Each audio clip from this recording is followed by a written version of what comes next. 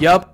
That was me getting brutally slaughtered by a turret in Lethal Company. Lethal Company is a game that if you somehow haven't heard of it, then you've probably been living under a rock for the past 3 months or so. I see so many clips of it on TikTok or YouTube shorts, it's driving me insane. I basically see it more than my family. So I decided to play it with some friends. And you know what? This is a 10 out of 10 game. It gets the Daiorg seal of approval video over. For those of you that don't know, Lethal Company is a horror game about going to different abandoned moons and entering facilities to collect random garbage lying around and then selling them to the company. And you must meet the profit quota. We don't talk about what happens if you don't. But of course, you are not alone. There's no safety in the building as there are random creatures lying around, bugs, spiders, or this guy waiting to kill you. There's no safety outside either since, well, monsters. And there's not even any safety inside your own spaceship since the creatures from outside can enter inside the ship too. The game's proximity voice chat and replayability are what make it so popular. There's nothing funnier than hearing your friends scream from down the hall because they just saw a horror beyond their comprehension or because they have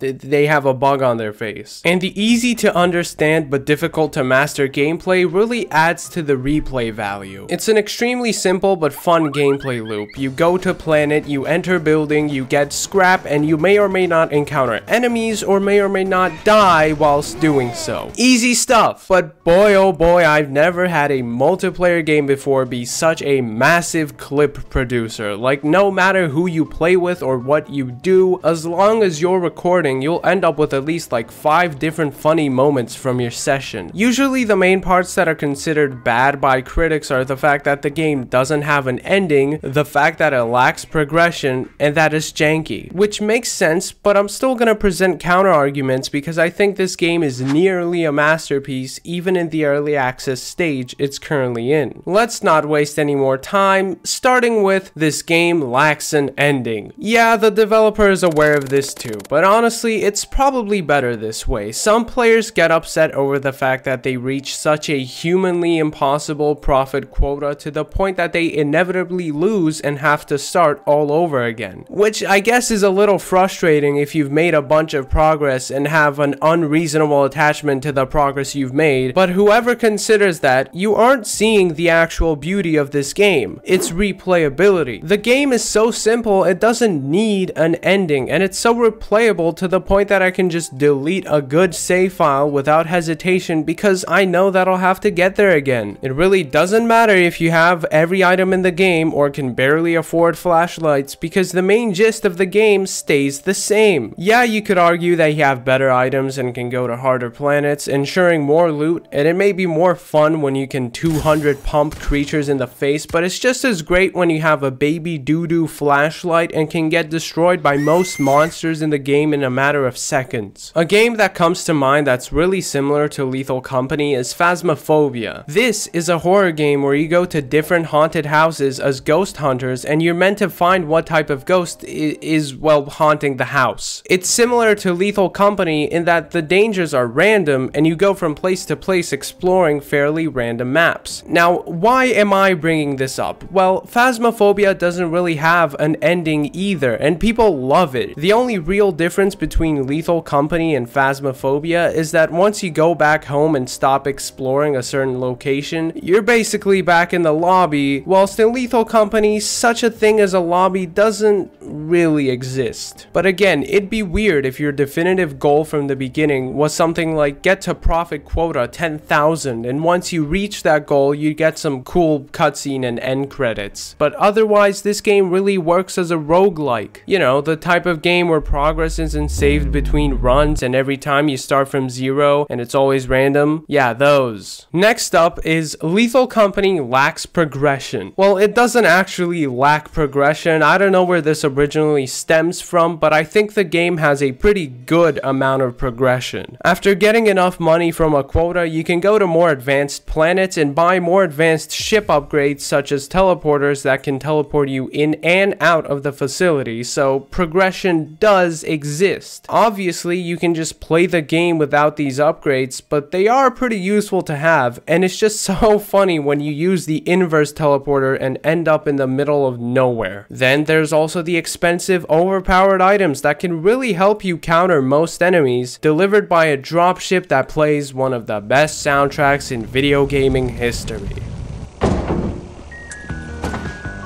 Oh yeah. Wait.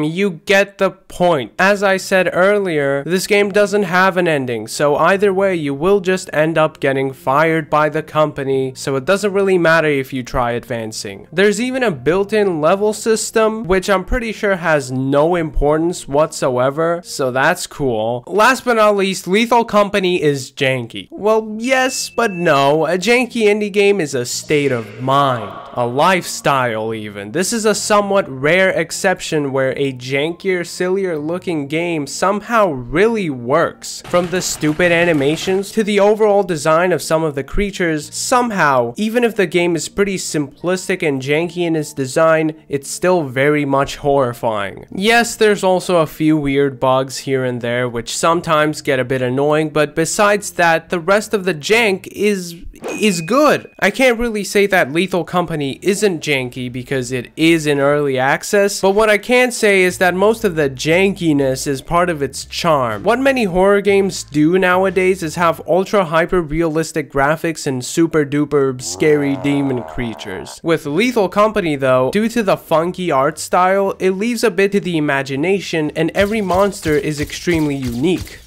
There's not some weird demonic being that has no reason to be there. Instead, there's these creatures that feel like they're directly extracted from some sci-fi horror or even an SCP game. I mean, clearly one of them is. And back to where I was, even though the creatures look a bit goofy and the game is janky, when I encounter the entities, I don't laugh.